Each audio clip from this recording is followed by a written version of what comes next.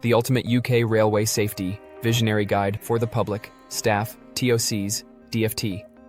Fixing Safety. For Good Part 1, Foundations of Safety Culture. Chapter 1, Why Safety Still Fails. Safety is not the absence of accidents. It is the presence of systems that prevent them, even when no one is watching. Every few months, a headline appears. Train narrowly avoids collision after signal passed at danger. Or, passenger injured after slipping on platform edge. Or worse, fatal accident prompts investigation. And each time, the industry responds predictably. An inquiry. A review. A written report. A new protocol or policy tweak. There are press releases that use the word unfortunate and silence. And eventually, there is forgetting. Until the next one. The UK railway system is among the safest in the world by many global benchmarks. But safe is not the same as safe enough. Not when nearly every serious incident upon post-mortem reveals the same hidden truth. It didn't need to happen. The real question is not what happened, it's why haven't we fixed this yet? In 1999, the Ladbroke Grove crash killed 31 people and injured more than 500. The public outrage was immediate. Sir Anthony Hidden's earlier Clapham Junction inquiry had already outlined many of the failures that led to that crash, more than a decade earlier. Yet despite the lessons learned and learned again and again, we find ourselves repeating the same mistakes. Not because the rail industry is careless, but because its safety systems are reactive, fragmented, underfunded, and too often politicized. And behind it all lies a single, uncomfortable truth. Safety fails not for lack of knowledge, but for lack of sustained will.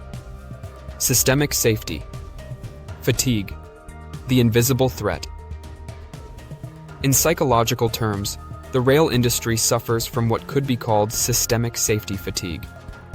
This is when an organization becomes so entangled in procedures, paperwork, and past reports that it begins to see risk as background noise, something to be managed, not eliminated.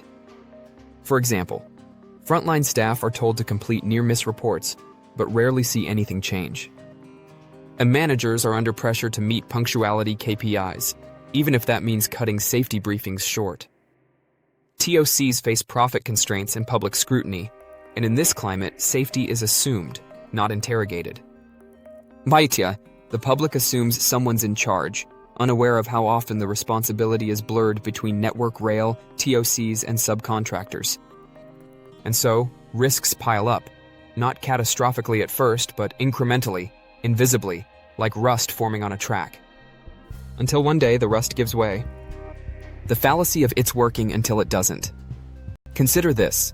The Grey Rig derailment in 2007, which killed one person and injured 86 others, was caused by a faulty set of points. A simple maintenance failure. No terrorist, no technology failure, no sudden weather event. Just a piece of critical equipment that hadn't been inspected properly. One bolt. One inspection missed. One life lost. This is the terrifying paradox of safety. When everything appears to be running smoothly, the absence of incidents creates the illusion of safety. But what's really happened is this. The margin of error has narrowed. The system has gotten lucky. The problem is that luck isn't a strategy. The human toll beneath the metrics. It's easy to talk about safety in abstract terms. Incident rates, risk profiles, safety audits. But the people most affected are rarely those in the boardrooms. Meet Aisha, a platform assistant in Birmingham. She's 5'1", works late shifts, and regularly helps push wheelchairs onto trains with huge platform gaps. There are no standard tools provided. She improvises, sometimes dangerously. No one asks how she's coping. The safety logbooks say everything is fine. Or Jake, a signal operator in Wales. He's been working 10-hour night shifts for 6 days straight due to staff shortages. One evening, he misses a secondary alert during a fatigue spell and only catches it when a train driver radios in. Both of them will tell you they care about safety. But they don't always feel safe to speak, or safe while working, or safe being ignored. Until safety is felt at the bottom, it isn't real at the top. The core reason safety still fails. After 2 years of interviews, research, and review, the following themes emerged across every major failure in UK rail safety. 1. Complacency via compliance. Organizations follow the rules, but don't challenge whether the rules are good enough. 2. Fragmented responsibility. With Network Rail, TOCs, subcontractors, and the DFT all involved, who owns the full picture of safety? 3. Reactive, not preventative thinking. Most change only happens after something goes wrong, never before. 4. Underreporting and cultural silence. Staff fear backlash or dismissal for raising concerns. The true picture is never known. 5. Misaligned incentives. On-time departures are often prioritized over thorough safety checks.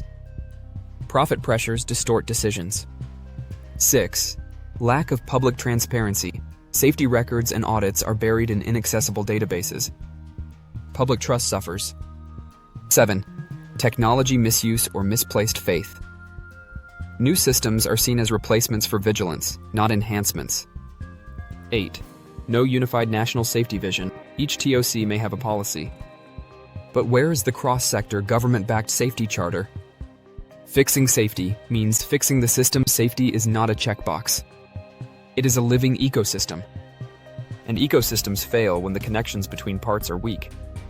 In this book, we will explore how to rebuild those connections, from station design to fatigue policies, whistleblower protection to public awareness, technological innovation to emergency planning. Because one injury is too many. One preventable death is too many. And one excuse is one too far. The takeaway, if you are a member of the public, know that your safety is not just assumed, and you have a right to demand better. If you are frontline staff, you are not invisible. This book is built around your lived reality. If you are a TOC leader or policymaker, the future of safety lies in your ability to listen, reform, and lead without ego. The question is not whether we can build a rail system where no one dies unnecessarily again. It's whether we will. Chapter 2. The Myth of Acceptable Risk.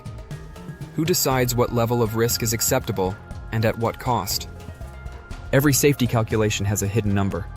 It's not the risk of failure, it's the value of the person who might suffer when it happens. In railway boardrooms, there's a term that gets used frequently, quietly, bureaucratically, and almost always behind closed doors. That term is acceptable risk. On paper, it sounds responsible, rational, measured. In reality, it's dangerous. Because the moment a system institutionalizes the idea that some loss is inevitable, the conversation stops being about how to prevent harm and becomes about how much harm we're willing to tolerate. But here's the question that rarely gets asked out loud: acceptable to whom? And who bears the consequences when that calculation goes wrong? Risk has a price tag. In the early 2000s, the UK rail industry adopted a cost-benefit framework known as ALARP, as low as reasonably practicable. It was meant to guide decision-making around safety investment, weighing the cost of additional safety measures against the estimated reduction in harm they might produce. It sounds like common sense. Don't spend $10 million on a $10,000 risk. Use the funds where they'll have greater impact. But ALARP, like all abstract frameworks, has a dark side. It reduces life and death decisions to spreadsheets. Take the Rail Safety and Standards Board's RSSB own data. There is a statistical model that assigns a monetary value to human life. It's called the Value of Preventing a Fatality, VPF, and in 2023 it was set at approximately $2.2 million per life. This is the baseline cost used in safety investment calculations across the UK transport sector. If a new platform gate system would cost $10 million but is only projected to save 2 lives per decade, it may not be considered reasonably practicable. Not because it won't save lives, but because the model doesn't rate the cost as worth it. That's the quiet scandal of acceptable risk. We're not always deciding whether something is dangerous. We're deciding whether the death that may result is too expensive to prevent. When risk becomes routine, consider the Humble Platform Train Interface, PTI. It's the most common point of serious passenger injury and fatality in the UK rail network. People fall. Wheelchairs slip. Prams tip. Elderly passengers misstep. some jump. Others misjudge. The causes vary, but the risks are known. The data is abundant, and yet platform edge protection remains inconsistent across the UK. Why? Because full edge barrier systems, like those used in Tokyo or Paris, are expensive. They require platform redesigns, synchronized door systems, and sometimes longer dwell times. They're not reasonably practicable until a child dies. Then for a few months, the discussion reopens, until the news cycle moves on. The language that disguises lost, tragic but rare, unfortunate event, within the bounds of operational risk, not cost-effective at scale.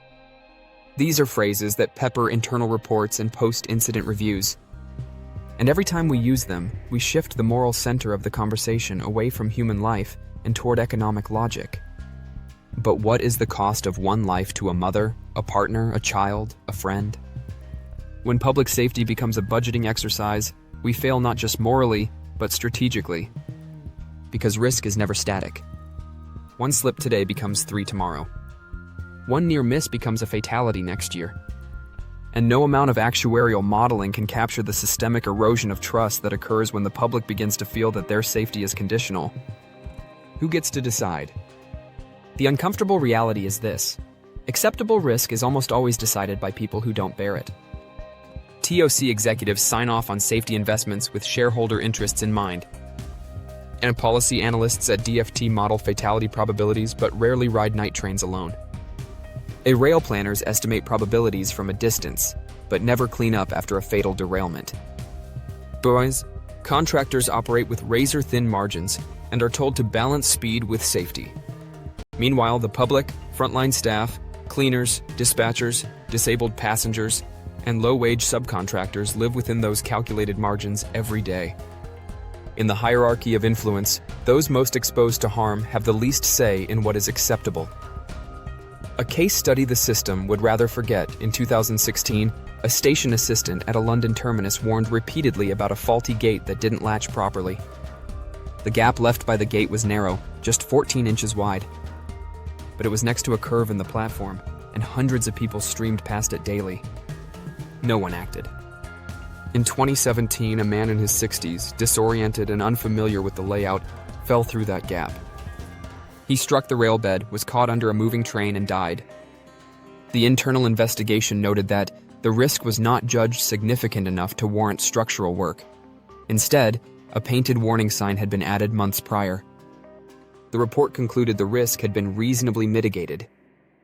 The family did not agree. Toward a new philosophy, zero is the goal. Other countries are moving in a different direction.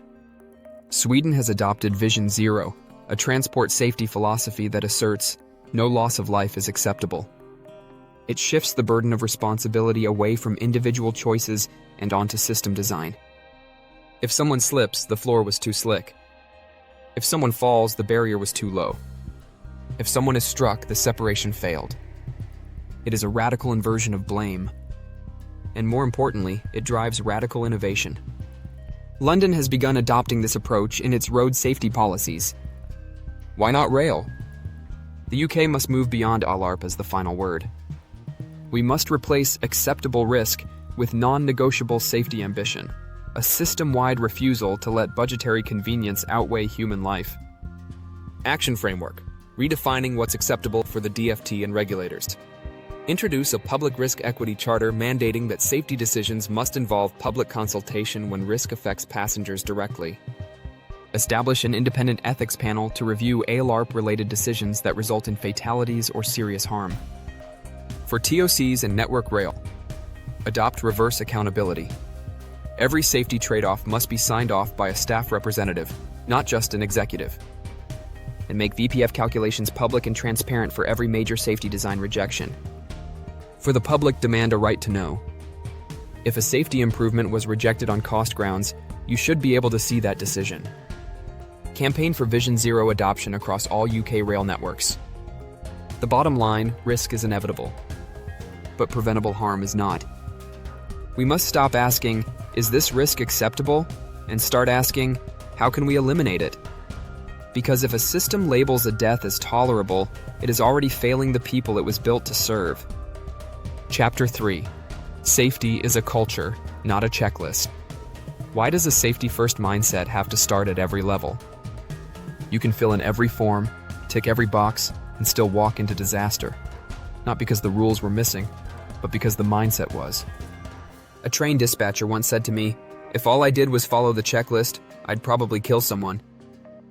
He wasn't being flippant. He was making a point that too few rail executives understand. A checklist is a tool, not a culture. And in the absence of culture, even the most comprehensive safety systems are little more than paper shields.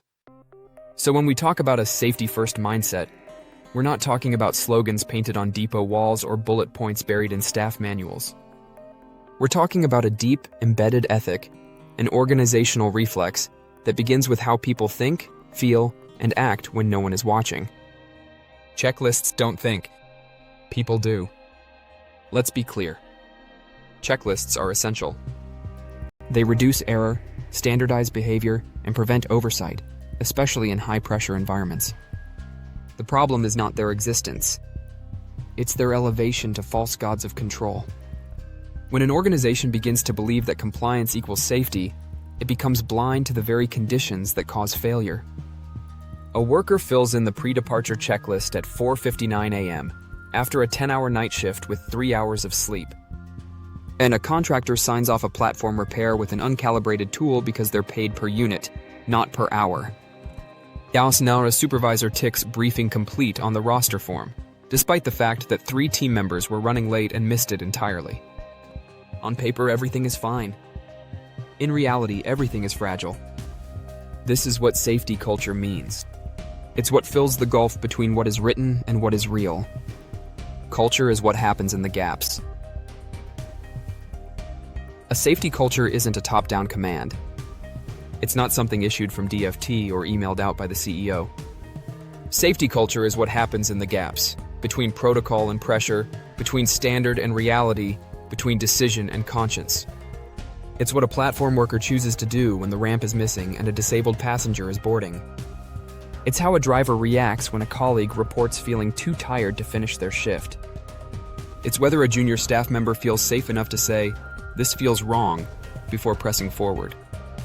In every one of these moments, the technical rulebook may say one thing. But the culture, the norms, values, and unspoken cues decides what happens next. The danger of safety is performance. Many rail organizations, especially train operating companies, TOCs, have grown used to managing safety for audits rather than for outcomes. They publish quarterly safety dashboards. They send staff to training modules. They perform compliance inspections. And then, when something goes wrong, they point to the documents. All procedures were followed. But that's not enough. Because a culture of safety isn't about having the right answers. It's about asking the right questions before it's too late. Let's take the 2019 Birmingham New Street incident. A member of the public fell between the train and the platform during peak hours. The investigation revealed that while all formal procedures were technically followed, the staff on duty had raised concerns about excessive crowding days before, and were told to manage it as best they could. No policy was broken, but a culture of safety would have acted anyway. Culture is built at every level, or not at all. A safety-first mindset doesn't emerge from a single meeting. It's forged in dozens of daily choices across every layer of the rail ecosystem. At the top, executives must reward safety vigilance, even when it slows operations. In middle management, leaders must be trained to listen without ego and act without delay. On the front lines, staff must feel trusted, respected, and safe to speak, not just responsible to follow. Among passengers, safety must be communicated not as an afterthought, but as a shared responsibility. Culture doesn't exist in a policy binder. It exists in whether a station cleaner feels empowered to stop a train for a visible hazard, or whether they believe they'll be blamed for the delay. It's whether a young apprentice who spots a wiring error in the cab feels like speaking up could save a life, or cost them their job. Building a culture that protects everyone. To build a real safety culture, we must stop thinking about safety as an individual trait and start treating it as a collective habit. Here's what that looks like. 1. Safety ownership. Across the hierarchy, every person, regardless of title, should be responsible for safety outcomes. No one should be able to say, "That's not my job." 2. Rewarding the right behavior. Bonuses shouldn't go to managers who reduce incidents by underreporting. And they should go to teams who proactively resolve risks before they escalate. It's psychological safety for speaking up, create anonymous reporting channels. To promote stories of staff who stopped unsafe practices and were recognized, not reprimanded. 4. Visible leadership engagement. Senior leaders should spend time shadowing staff, walking platforms, asking hard questions. Safety shouldn't be led from spreadsheets. It should be led from the field. 5. Embed safety in storytelling. Share near-miss stories. Celebrate lessons learned.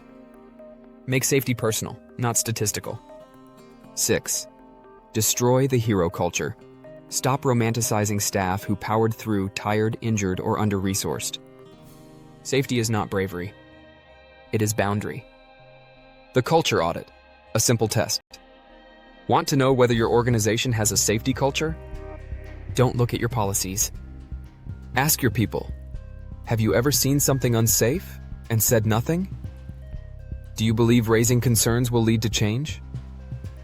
When was the last time you were thanked for stopping something? If you made a safety mistake tomorrow, would you feel punished or supported? The answers will tell you everything. Takeaway: culture is the system beneath the system. You can't fix what you don't feel. And safety culture is about feel. Not the warm and fuzzy kind, but the kind that warns, that alerts, that trusts its instincts before disaster makes it obvious. A checklist can't feel tiredness. A checklist can't recognize a trainee's unease. A checklist can't challenge a deadline. Only people can. So if we want a safer railway, we must stop pretending that procedures are enough. And start building a culture where safety isn't a box to tick, but a breath we all take together.